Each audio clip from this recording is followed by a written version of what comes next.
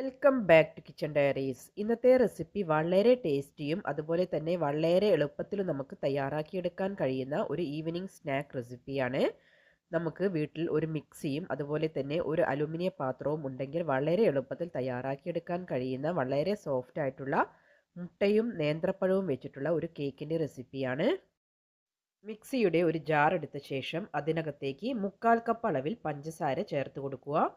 പിന്നീട് ഇതിനകത്തേക്ക് 2 ഗ്രാമ്പു ചേർത്ത് കൊടുക്കുക. അതിനുശേഷം ഇത് ഫൈനായിട്ട് പൊടിച്ചെടുക്കുക.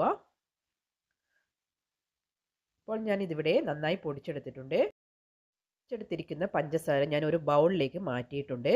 പിന്നീട് എടുത്തിരിക്കുന്നത് 2 നേന്ത്രപ്പഴമാണ്. നന്നായി പഴുത്ത പഴം എടുക്കുന്നതാണ് നല്ലത്. ഇപ്പോൾ അധികം വലിപ്പമില്ലാത്ത പഴമായതുകൊണ്ടാണ് ഞാനിവിടെ 2 പഴം എടുത്തിരിക്കുന്നത്. നല്ല വലിപ്പമുള്ള പഴമാണെങ്കിൽ ഒരു പഴത്തിൻ്റെ ആവശ്യമേ ഉള്ളൂ. അപ്പോൾ ഇത് നമുക്ക് ഒന്ന് കട്ട് ചെയ്തെടുക്കണം. അപ്പോൾ പഴം ഞാനിവിടെ കട്ട് ചെയ്തെടുത്തിട്ടുണ്ട്. ഇത് നമുക്ക് നന്നായിട്ടൊന്ന് ഗ്രൈൻഡ് ചെയ്തെടുക്കണം. അതിനുവേണ്ടി ഞാനിവിടെ പഞ്ചസാര പൊടിച്ചെടുത്തിരിക്കുന്ന മിക്സർ തന്നെയാണ് യൂസ് ചെയ്തിരിക്കുന്നത്. അതിനകത്തേക്ക് പഴത്തിൻ്റെ കഷ്ണങ്ങൾ ചേർത്ത ശേഷം വെള്ളമൊന്നും ചേർക്കാതെ തന്നെ നന്നായി ഞാനിവിടെ അരച്ചെടുക്കുന്നുണ്ട്.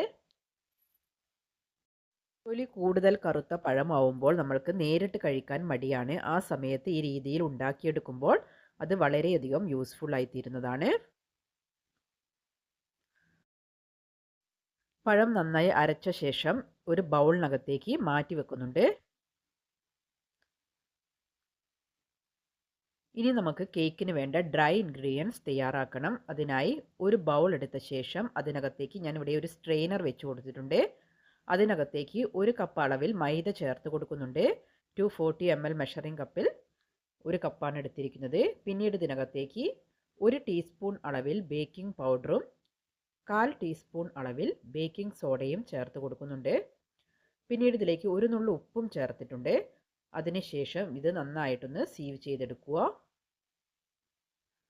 അപ്പോൾ ഇത് നന്നായി സീവ് ചെയ്തതിന് ശേഷം ഒന്നുകിൽ നിങ്ങൾക്ക് 3 തവണ സീവ് ചെയ്തെടുക്കാം, അല്ലെങ്കിൽ ഒരു വിസ്ക് ഉപയോഗിച്ച് നന്നായിട്ട് ഇതൊന്ന് മിക്സ് ചെയ്തെടുക്കാം. ആ ബേക്കിംഗ് പൗഡറും ബേക്കിംഗ് സോഡയും എല്ലാം ആ മൈദയിൽ ഈവനായി വരുന്ന വിധത്തിൽ നന്നായിട്ട് ഇതൊന്ന് മിക്സ് ചെയ്തെടുക്കണം.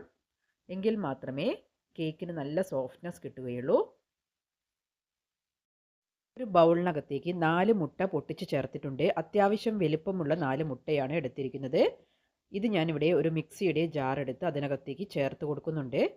പിന്നീട് ഇതിലേക്ക് ചേർക്കുന്നത് നമ്മൾ നേരത്തെ പൊടിച്ച് മാറ്റി വെച്ചിരുന്ന പഞ്ചസാരയാണ്. 1/4 കപ്പ് അളവിൽ പഞ്ചസാര ആണ് ഞാൻ പൊടിച്ചെടുത്തിരിക്കുന്നത്. ഇത് കേക്കിന് ആവശ്യത്തിനുള്ള മധുരം കിട്ടുന്നുണ്ട്. അപ്പോൾ ഈ പഞ്ചസാര ഇതിനകത്തേക്ക് ചേർത്തതിന് ശേഷം പിന്നീട് ഇതിലേക്ക് 1/4 ടീസ്പൂൺ അളവിൽ വാനില എസൻസ് ആണ് ചേർത്ത് കൊടുക്കുന്നത്. ഇതുകൂടെ ചേർത്ത ശേഷം ഇത് നന്നായിട്ടൊന്ന് ബ്ലെൻഡ് ചെയ്തെടുക്കുക. 2 മിനിറ്റ് സമയം കണ്ടിന്യൂസ് ആയിട്ട് ഞാനൊന്ന് ബ്ലെൻഡ് ചെയ്തെടുത്തിട്ടുണ്ട്. പിന്നീട് ഇതിനകത്തേക്ക് 1/2 കപ്പ് അളവിൽ ഓയിൽ ചേർത്ത് കൊടുക്കുന്നുണ്ട്. നിങ്ങളുടെ കയ്യിലുള്ള ഏതെങ്കിലും റിഫൈൻഡ് ഓയിൽ നിങ്ങൾക്ക് യൂസ് ചെയ്യാവുന്നതാണ്. അപ്പോൾ ഓയിൽ ചേർത്ത ശേഷം അധിക സമയം ബ്ലെൻഡ് ചെയ്തെടുക്കേണ്ട ആവശ്യമില്ല, ഒന്ന് കറക്കിയെടുക്കേണ്ട ആവശ്യമേ ഉള്ളൂ. അപ്പോൾ ഞാനിതൊന്ന് കറക്കിയെടുത്തിട്ടുണ്ട്. ഇനി നമ്മൾ നേരത്തെ തയ്യാറാക്കി വെച്ചിരിക്കുന്ന പഴത്തിൻ്റെ കൂട്ടിലേക്ക് ഇത് നമുക്ക് ചേർത്ത് കൊടുക്കാം.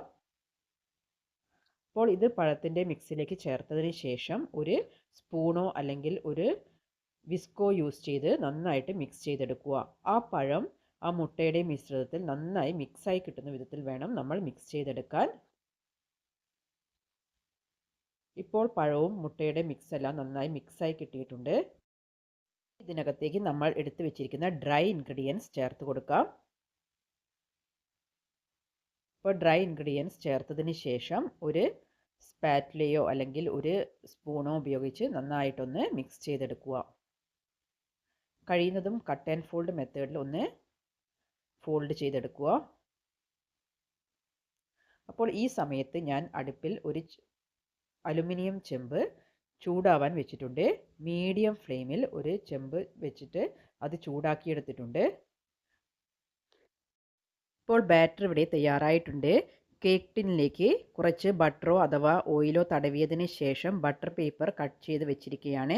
നിങ്ങളുടെ കയ്യിൽ ബട്ടർ പേപ്പർ ഇല്ല എങ്കിൽ ഒന്ന് ഓയിൽ തടവിയതിന് ശേഷം കുറച്ച് മൈദ ഒന്ന് ഡസ്റ്റ് ചെയ്തെടുത്താൽ മതി. അതിനുശേഷം ഈ ബാറ്റർ ഞാൻ ചേർത്തിട്ടുണ്ട്. പിന്നീട് ഒരു സ്ക്യൂവർ യൂസ് ചെയ്ത് ഇതിലേക്കൊന്ന് വരഞ്ഞു കൊടുക്കുന്നുണ്ട്. ഇതിനകത്തെ എയർ ബബിൾസ് എല്ലാം ഒന്ന് റിമൂവ് ചെയ്ത് കിട്ടുന്നതിന് വേണ്ടിയിട്ടാണ് ഇങ്ങനെ വരഞ്ഞു കൊടുക്കുന്നത്. അല്ലെങ്കിൽ ഒന്ന് ടാപ്പ് ചെയ്തെടുക്കുക. ഈ സമയം കൊണ്ട് നമ്മുടെ ഓവൻ സെറ്റപ്പ് ഇവിടെ ആവശ്യത്തിന് ചൂടായിട്ടുണ്ട്. വട്ടച്ചെമ്പിനകത്തേക്ക് ഒരു റിങ് വെച്ച് കൊടുത്തിട്ടുണ്ട്. ഇത് 10 മിനിറ്റ് സമയം ഞാൻ പ്രീ ഹീറ്റ് ചെയ്തെടുത്തിട്ടുണ്ട്. അതിനകത്തേക്കാണ് കേക്ക് ടിൻ വെച്ച് കൊടുക്കുന്നത്. അപ്പോൾ മീഡിയം ഫ്ലെയിമിൽ 45 മിനിറ്റാണ് എനിക്ക് ബേക്കിങ്ങിന് ആവശ്യമായി വന്നിരിക്കുന്നത്. നിങ്ങൾ എടുക്കുന്നത് ഓവൻ ആണെങ്കിൽ 170 ഡിഗ്രി സെൽഷ്യസിൽ 45 മുതൽ 50 മിനിറ്റ് സമയം വരെ ആവശ്യമായി വരും. ഇപ്പോൾ ഞാനിവിടെ ഇതിൻ്റെ ലിഡ് ഓപ്പൺ ചെയ്തിട്ടുണ്ട്. കേക്കെല്ലാം ആവശ്യത്തിന് കുക്കായിട്ടുണ്ട്. അപ്പോൾ കുക്കായിട്ടുണ്ടോ എന്നറിയാൻ വേണ്ടി ഒരു സ്ക്യൂവർ യൂസ് ചെയ്ത് ഒന്ന് കുത്തി നോക്കുക. അപ്പോൾ സ്ക്യൂവർ ക്ലിയർ ആയിട്ടാണ് കിട്ടുന്നത് എങ്കിൽ കേക്ക് ആവശ്യത്തിന് കുക്കായിട്ടുണ്ട് എന്നർത്ഥം. അപ്പോൾ ഞാനിവിടെ കേക്ക് ടിന് ഇതിനകത്തു നിന്നും എടുത്ത് മാറ്റുന്നുണ്ട്. ഇപ്പോൾ നിങ്ങൾക്ക് കാണുമ്പോൾ തന്നെ അറിയാം, നല്ല സോഫ്റ്റ് ആയിട്ടുള്ള ഒരു കേക്കാണ് ഇവിടെ കിട്ടിയിരിക്കുന്നത്. ഇപ്പോൾ ബട്ടർ പേപ്പറെല്ലാം റിമൂവ് ചെയ്ത് കേക്ക് നന്നായി തണിഞ്ഞതിന് ശേഷം ഞാനിവിടെ കട്ട് ചെയ്തെടുക്കുന്നുണ്ട്. വളരെ സോഫ്റ്റ് ആയിട്ടുള്ള, വളരെ ടേസ്റ്റി ആയിട്ടുള്ള ഒരു കേക്കിൻ്റെ റെസിപ്പിയാണ്. നിങ്ങളെല്ലാവരും വീട്ടിൽ ട്രൈ ചെയ്ത് നോക്കുക. ഇഷ്ടമായാൽ ലൈക്ക് ചെയ്യുക, ഷെയർ ചെയ്യുക, സബ്സ്ക്രൈബ് ചെയ്യുക. ആദ്യമായാണ് നിങ്ങൾ ഈ ചാനൽ കാണുന്നത് എങ്കിൽ ഒന്ന് ഷെയർ ചെയ്ത് സപ്പോർട്ട് ചെയ്യുക.